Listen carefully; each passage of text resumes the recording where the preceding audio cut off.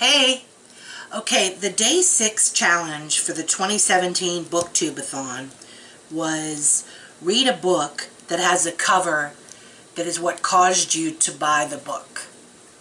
And I'm going to go with this one, Mrs. Caliban, because I was looking online for short books for adults. You know, I wanted to read, I know I've read some for children and young adults, but I wanted to read some short books that were definitely for adults. And this was one of the suggestions, and before I even read what it was about, I was sold on the cover. Look at this weird cover. You got this lizard creature, or something that looks like the creature from the Black Lagoon, and then you've got this woman.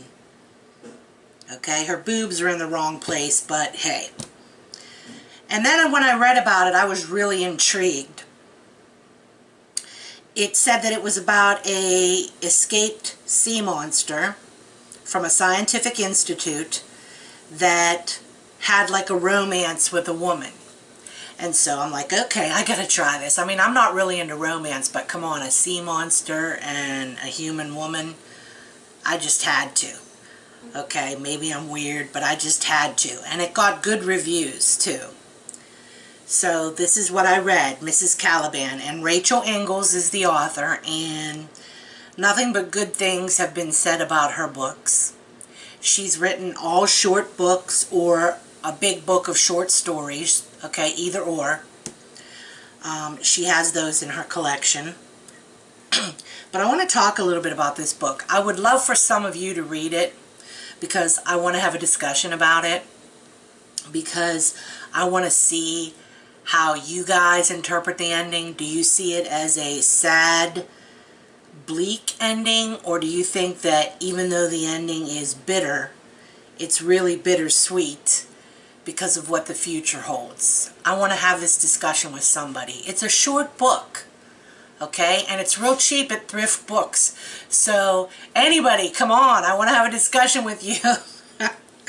Okay, but anyway, this begins, okay, there's this woman, and she's had a lot of losses in her life, okay?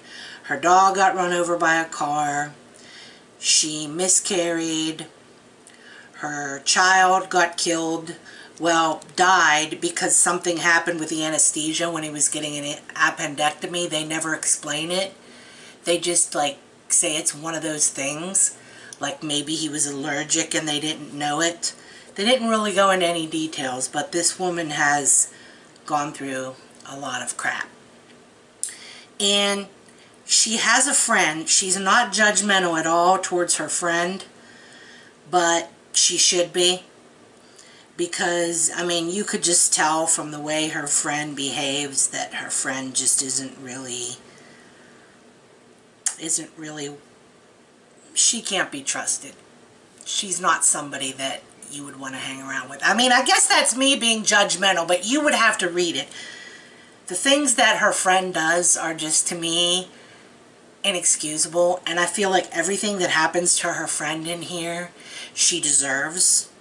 Her friend, in the end, turns out not to be a really good friend to her. After all she's done for this person, she's been there for this person, and this person has fake been there for her.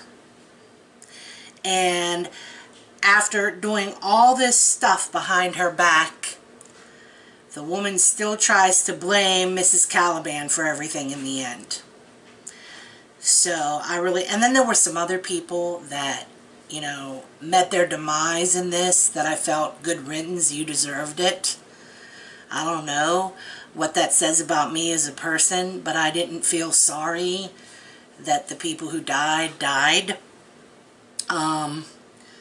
But basically her life gets better because this sea monster literally walks into her kitchen after it escaped from this institute where he was definitely being abused and tortured, all in the name of experiments for finding out stuff. And he's basically humanoid, and she just is turned on by him the minute he touches her hand to get a piece of celery that she's offering him in the kitchen. So, and it's not like it goes into any, like, sickening detail or anything like that. I mean, it's rather tastefully done.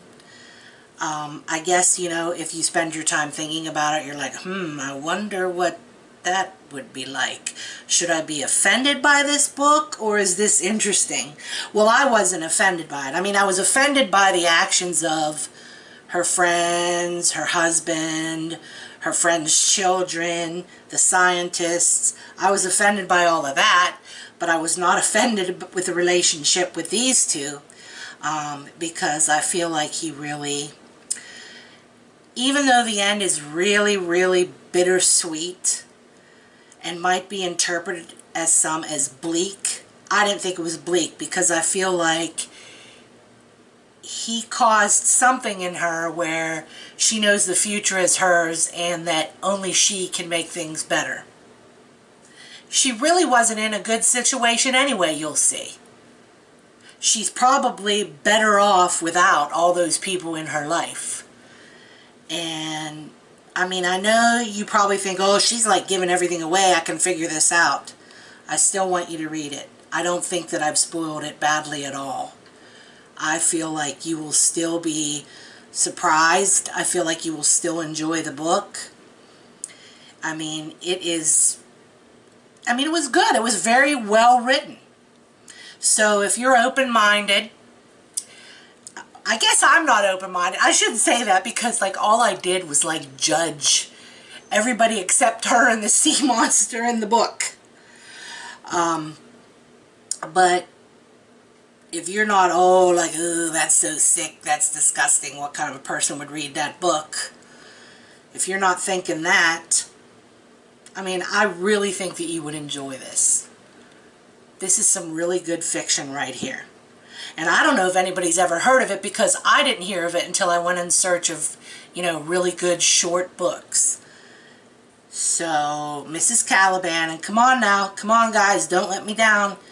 Read this book. I want to at least have one person to discuss this with. Please, please, please, please. Okay, bye-bye.